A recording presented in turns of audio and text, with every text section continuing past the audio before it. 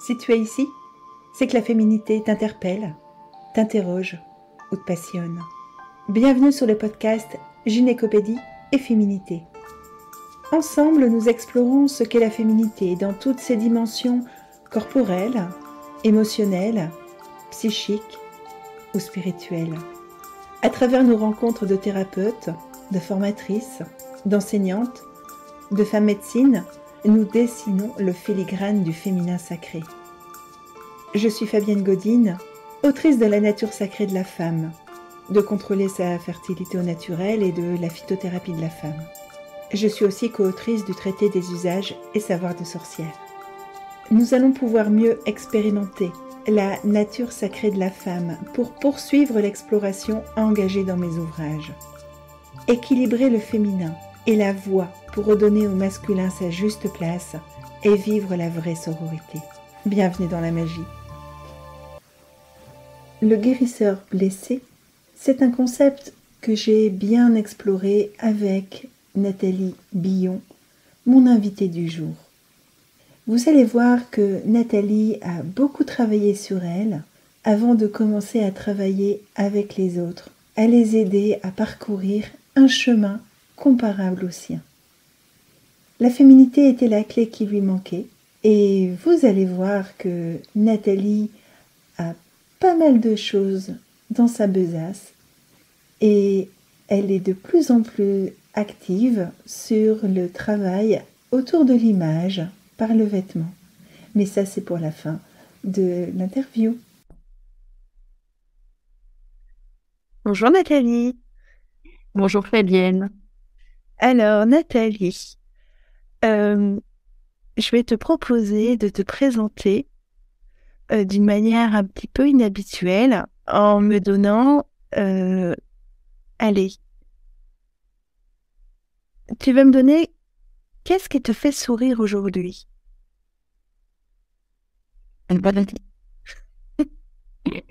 Bien, déjà, ça me fait sourire de te retrouver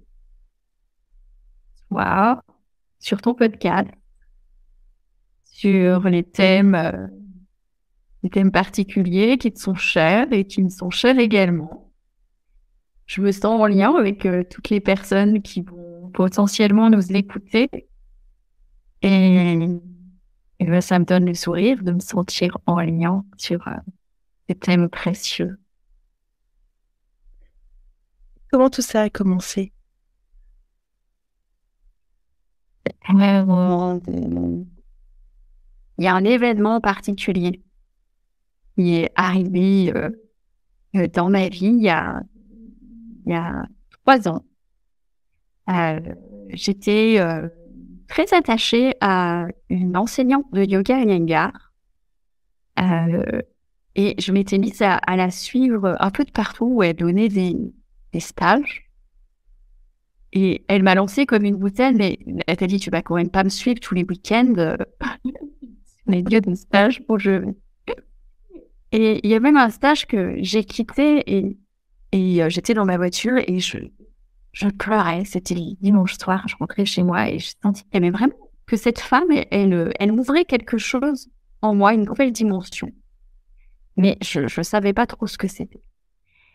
Et elle m'a invitée à participer à un week-end au féminin dans sa ville, à Montpellier.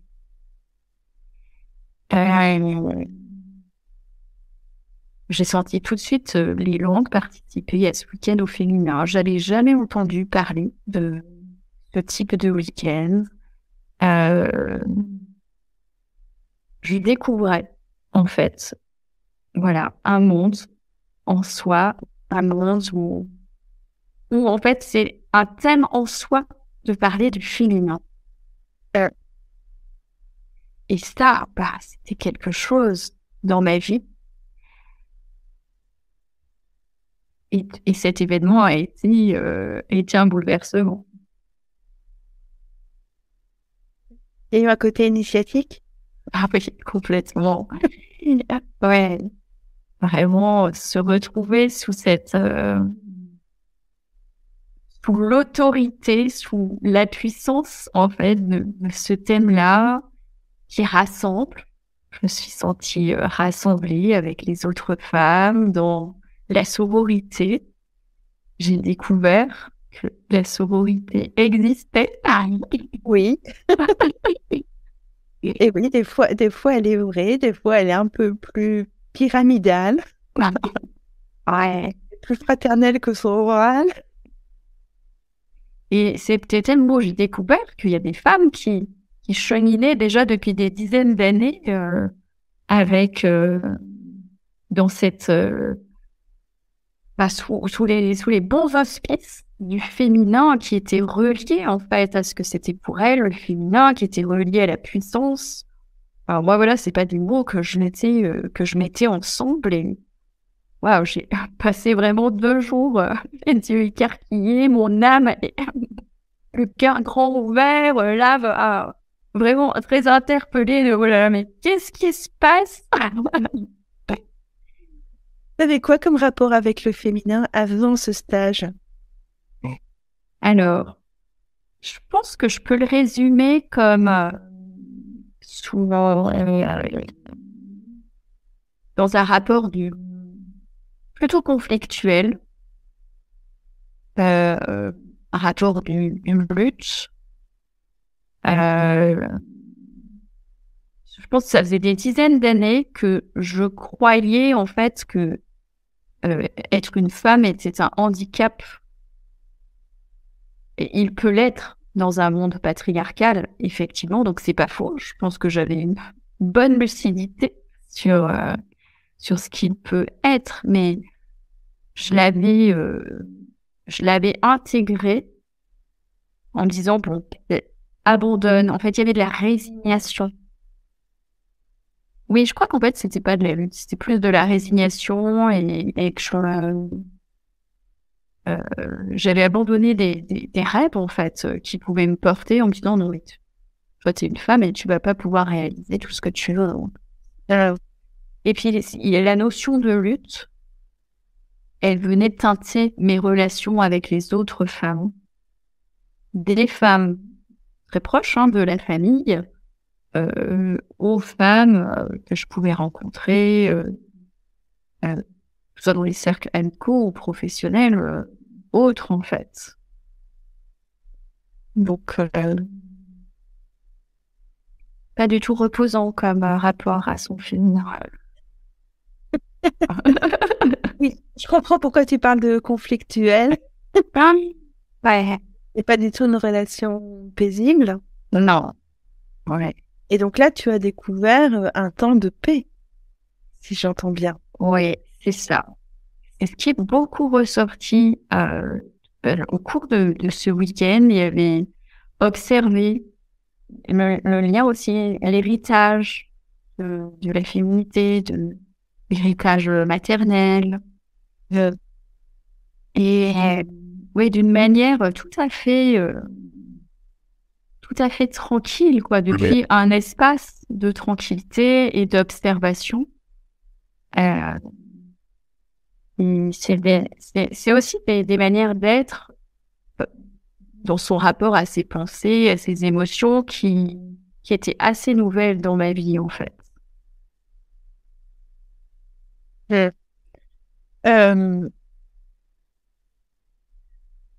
Qu'est-ce que tu as reçu comme héritage, justement, de ta mère, enfin, des modèles féminins qui t'entouraient? Ah ouais. Tu as eu quoi comme transmission? Eh bien, je crois que les mots lutte et résignation sont des mots tout à fait clés pour résigner cet héritage. Le mot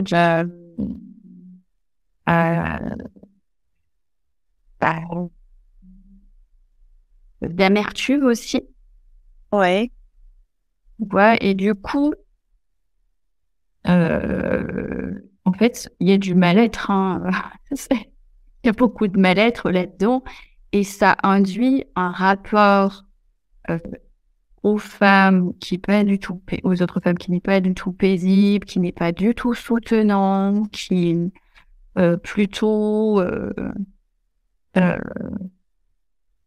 mais qui est très, très fatigant, qui amène de la compétition, qui amène de la lutte, qui emmène de la comparaison de manière constante, et un rapport aux hommes qui n'est pas du tout sain non plus, qui est à la fois dans la jalousie, les privilèges des hommes, et puis dans le reproche. Donc, il peut pas y avoir de l'amour là-dedans qui circule. Hein. C'est... Oui. En même temps, ce que tu décris, je pense que t'es pas la seule, hein. Oui, bien sûr. Oui, je pense que là, on est dans l'héritage Génial. collectif, voilà, euh, oui, d'un patriarcat qui a induit que les femmes entrent en compétition pour obtenir Oui, il y a une les vision. faveurs. Ouais. On est vraiment sur une vision biaisée du masculin et du féminin. Ouais, complètement. Oui, des modes opératoires qui amènent beaucoup de blessures. Ouais. Beaucoup de clivage, de séparation, de solitude là-dedans. Hein. Donc, il y a même, oui, je peux dire un gros mot qui est le rapport dépressif au féminin, puis plus globalement à la vie. Hein, ce que, du coup, dans mon histoire, oui, j'ai pu traverser, en fait, ça, Ouais. être en contact avec ça. Ouais. Dépressif et dépression. C'est aussi ce qui m'est venu en écoutant. Ouais. Oui, tout à fait. Être une femme, je l'ai vu vraiment comme manquer de valeur, en fait. Ouais. Donc, moi, dans mon histoire, mais je l'ai vu autour de moi, hein, sociétalement. Ouais. Manquer Et du coup d'autorité. Ouais, le stage au féminin, c'est le point de bascule dans ton c'est ça. histoire. Oui, tout à fait. Que j'ai vécu aux côtés de cette fameuse prof de yoga extraordinaire qui rendait l'expérience encore plus marquante, encore plus touchante. C'est une personne qui a l'âge de ma mère. Ah, intéressant. Ouais. Donc c'est magnifique parce que en fait la vie m'a offert mère, une mère je sais pas le mot substitution, mais une mère initiatique. Une mère initiatique, voilà, et qui m'a apporté les cadeaux du féminin. Ça me fout des frissons. Oui. Ouais, moi aussi, je me rends compte. Tu vois, là, j'ai l'impression de recevoir les cadeaux dans mon bâton. Tu vois, là, c'est waouh. Ben, Là, c'est plein. Ouais, c'est ça, en fait. Et c'est vrai que ces cadeaux-là n'ont pas cessé depuis, en fait. D'accord. Alors, qu'est-ce qui s'est passé depuis? Mais c'est de la connexion, c'est de la reconnexion, c'est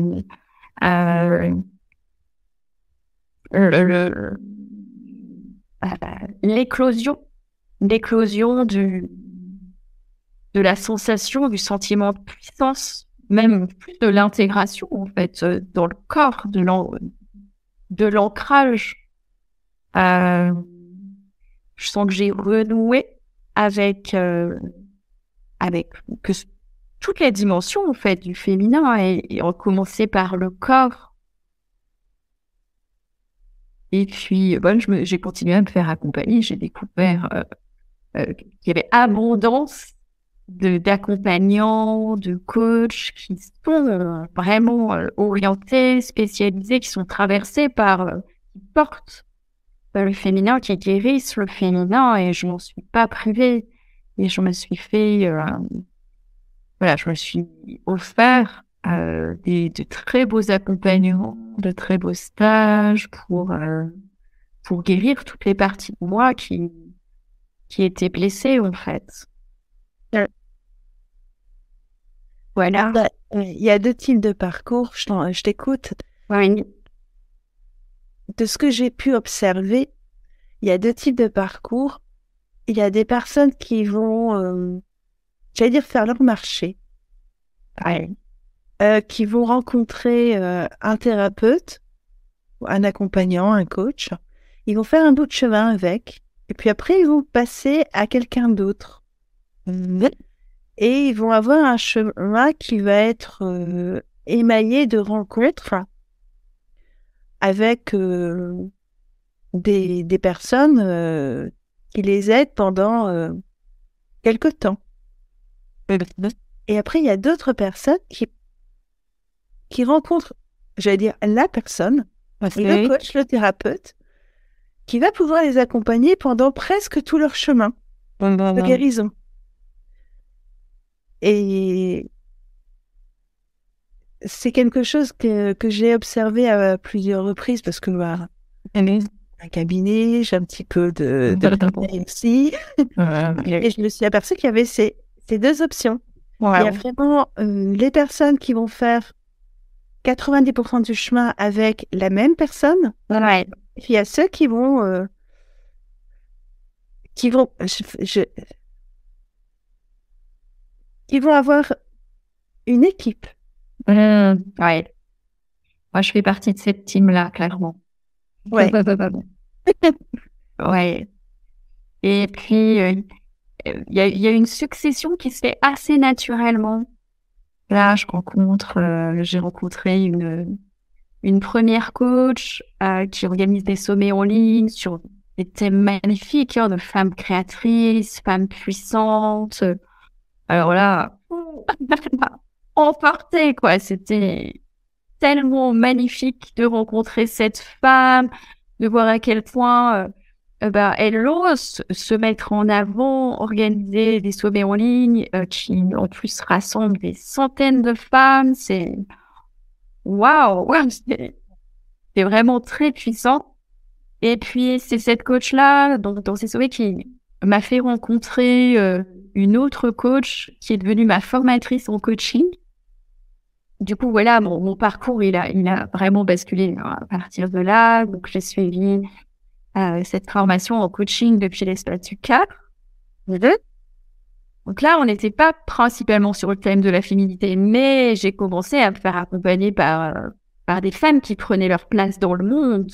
Et donc, voilà, mon paradigme avait déjà complètement changé et mes possibles aussi. Donc, ma vision de qui moi je pouvais devenir, en fait.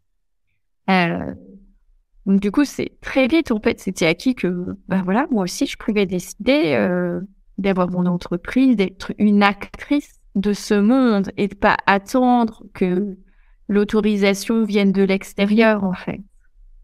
Te donner l'autorisation et prendre. Ouais. Et tout s'est installé de manière très, très fluide, très évidente. Je me suis sentie très à ma place. C'est venu vraiment de manière divine, quoi. Ces rencontres, cette formation. Et puis, ensuite, je rencontre au cours de cette formation une coach en empuissancement du féminin. Et là, j'ai fait un parcours assez long avec elle sur quasiment 9 mois. Et voilà, très généreux. Voilà.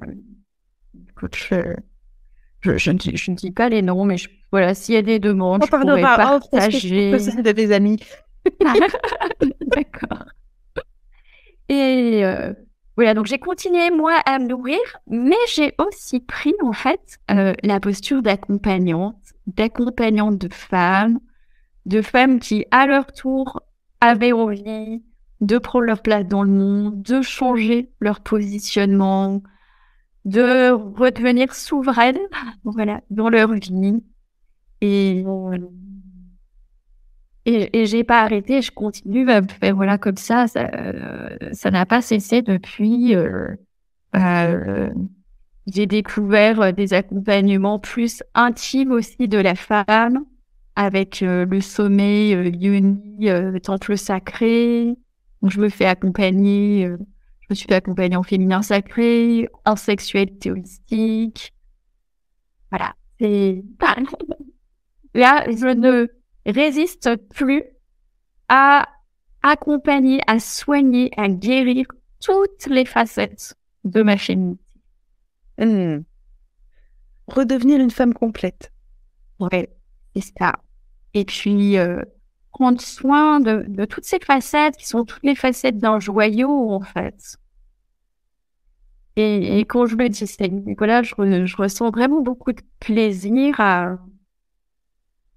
cette nouvelle relation que je chéris avec moi-même. Et c'est vraiment qui constitue mon moteur aujourd'hui. Si tu devais rencontrer Nathalie version 2010, Euh, qu'est-ce que tu lui dirais? une sacrée date en plus. Bah oui, il y a 10 ans, tu n'avais pas commencé ce chemin. Non, ouais. Qu'est-ce que tu lui dirais?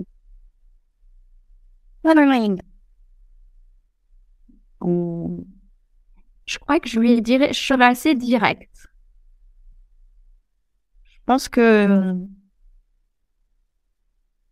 je lui parlerai tout de suite des injonctions qui lui pèsent. Parce que c'est une période de ma vie, c'est juste avant un énorme burn-out 2010.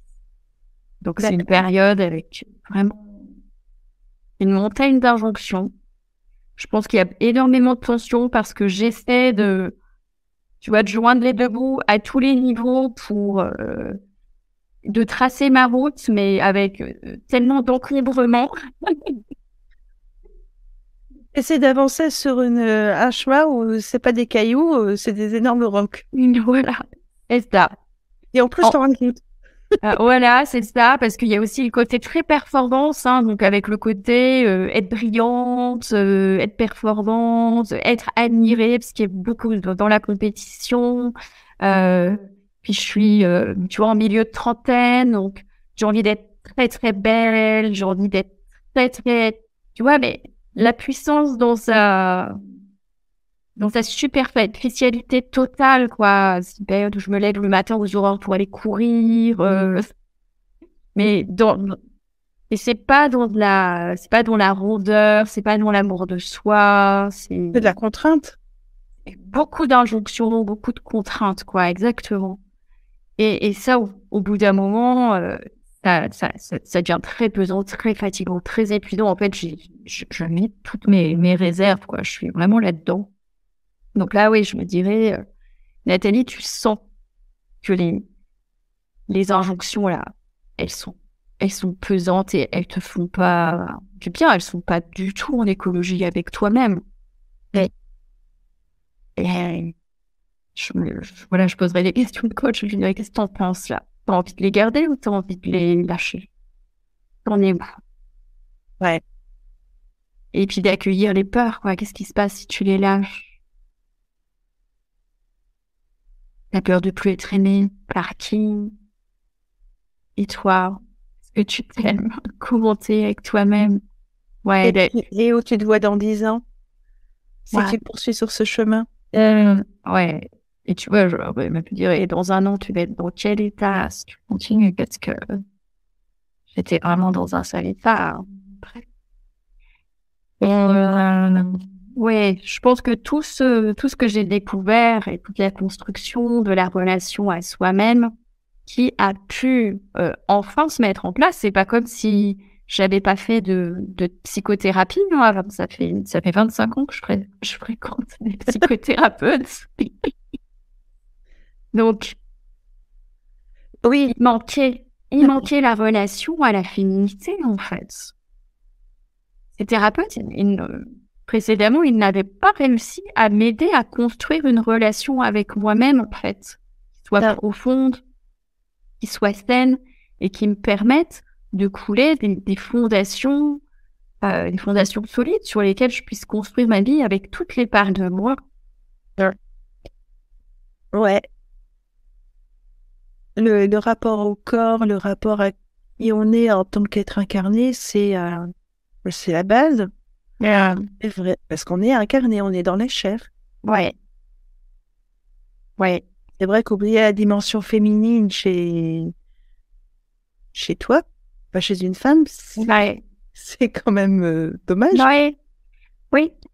Donc, ils ont contribué à mettre, je dirais, à mettre des pansements, tu vois, ou à soutenir à des moments de la douleur.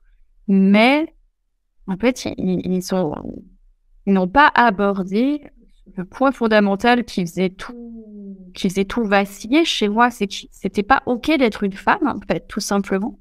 Oui. En même temps, avec l'enfance compliquée que tu as eue, il y avait peut-être besoin de passer par là aussi pour être capable d'aller voir le féminin en pleine figure.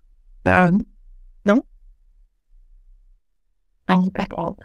Car C'est ton chemin. c'est ça. Ça a été le chemin, le long chemin. Très long chemin. Ouais. Et alors aujourd'hui, quel est l'outil que tu utilises le plus souvent? Est-ce que je peux parler d'outils? La posture, Ah, ce que tu veux derrière le mot. oui, Comment tu fonctionnes le plus souvent? ouais, c'est peut-être carrément ça, en fait. C'est plus le mode de fonctionnement qui a changé. En fait, je vois encore que ça me challenge. C'est encore un thème, hein. J'en parlais encore ce matin avec ma coach de vie. Fonctionner avec douceur, avec bienveillance, avec amour de soi, eh bien, ça peut être encore challengeant puisqu'il y a encore des parts de moi qui aimeraient que ça fonctionne autrement. Ah, les vieilles habitudes. Qui aimeraient qu'on y aille, même si ça fait mal, parce qu'on doit, parce qu'on a décidé. Et, mais j'ai décidé, et surtout pas parce que j'ai décidé, mais parce que j'ai envie de fonctionner autrement, parce que je vois que mon chemin, il est tellement nourrissant en fonctionnant autrement, avec ce qui est là, avec un amour inconditionnel, en fait. Ouais. Donc voilà, surtout la, la, la relation que j'ai à moi-même aujourd'hui et qui est ma priorité, en fait. Et dans ton travail, ça se reflète comment? Parce que tu es coach. Absolument. Et bien ça, c'est la posture aussi que j'invite mes coachés à avoir avec elles-mêmes, d'accueillir ce qui est là, même si parfois c'est pas ce qu'on aimerait voir, sentir, accueillir de soi, mais regarder l'opportunité qui est là, la part de soi qui s'exprime et qui a besoin d'être vue, entendue, d'être prise en considération. Et ce qui est magnifique, c'est que à chaque fois qu'une femme se connecte comme ça à une part qui est moins aimée, qui est ressortie là de manière inattendue, ben, c'est de la reconnexion, c'est de l'amour de soi, c'est du soulagement ou une ouverture. En tout cas, c'est nourrissant. Il y a de l'harmonisation qui se passe. Tu accompagnes sur quel type de coaching? Alors, c'est encore assez large. Je suis pas encore très nichée comme ça. Donc, il y a des personnes qui sont en transition de vie, soit professionnelle, qui peuvent être en phase de pré-reconversion, avec déjà des idées, soit des idées bien posées et même des formations. Soit qui se questionnent par rapport à ce qu'elles vont prioriser. Donc la période de quête, hein, Oui. Voilà. Donc j'en suis. Donc là c'est une période plus chaotique, mais voilà que j'accompagne volontiers. Et puis des femmes qui sont en démarrage de leur vie entrepreneuriale. D'accord. Et là qui ont envie d'y aller avec plus de puissance, qui ont envie de soutien pour donner vie à leurs élans. laisser émerger, voilà, leur enfant intérieur aussi, des parts d'elles qui étaient enfouies. Voilà, et ça peut être d'autres phases de vie comme des grands changements de vie en général. Et ça peut être aussi une préparation à la retraite. Ah oui, c'est vrai. Voilà, j'ai une cliente qui est dans cette phase de vie et j'aime énormément cet accompagnement qui est aussi... J'ai eu des élèves en école de naturopathie ouais. participer leur départ à la retraite en se formant comme naturopathe. Ah, ouais. Ouais. Et oui. Et j'en ai pas eu qu'une, hein, j'en ai eu plus. Oui, c'était l'occasion de... C'est une magnifique ouverture pour faire émerger voilà, des parts de soi qui n'ont pas encore pu s'exprimer dans la vie, développer. Quand on parle de plein potentiel, hein, il y en a pour les moments de la vie. Et puis finalement, ce qu'elle découvre, alors au départ, il y avait cette personne-là une peur du vide. Ouais. Et puis au final, elle se rend compte qu'elle a tellement d'élan et d'envie qu'elle va devoir compartimenter les périodes de sa vie à venir pour voilà, ça va pas être possible de faire tout en même temps en fait, ni de voilà. Oui, c'est vrai que c'est une phase de la vie où on peut avoir autant d'activités que quand on crée une activité, on doit réinventer beaucoup de choses. En fait, si j'entends bien, on travaille avec des personnes qui doivent se réinventer. Oui, exactement. Oui. Et ça amène aussi à faire des deuils, ça amène à faire un tri, à sortir de la confusion. Il y a beaucoup de confusion aussi, on se rend compte avec lesquelles elles pouvaient vivre. Donc, voilà, on va vers amener de la clarté. Prioriser, faire le tri entre qu'est-ce qui est encore du socialement désirable à qu'est-ce qui parle vraiment à mon âme. Ah, voilà. Et puis, tu me parlais d'outils. Donc moi, j'en ai plusieurs, mais dans tous les cas, ce qui est commun, c'est que on pose le mental, on demande au mental de laisser aller travailler tranquillement en profondeur, plus en connexion avec le cœur, pour que voilà, ce soit pas des choses plus profondes qui puissent remonter à la surface. D'accord. Alors, en dernière question, je vais te demander quel est le plus gros défi pour l'année qui vient. Et qu'est-ce que tu comptes faire pour relever le défi? Alors, mon plus gros défi, il est en lien... j'ai envie de te dire, c'est avec mon entreprise, mais en fait, je vois bien que derrière ça, c'est avec moi-même. Parce que moi, je suis... et ça fait seulement 6 mois que je suis entrepreneur à 100%. Donc, il y a aussi un champ des possibles qui s'ouvre à moi qui est énorme. Donc, c'est aussi une phase de vie dans laquelle je peux me réinventer mon mode de vie. En plus, voilà, du côté de ma vie, tout s'est réouvert, donc je suis absolument libre de choisir mon lieu de vie, de choisir mon rythme de vie. Enfin, voilà, tout est tellement ouvert.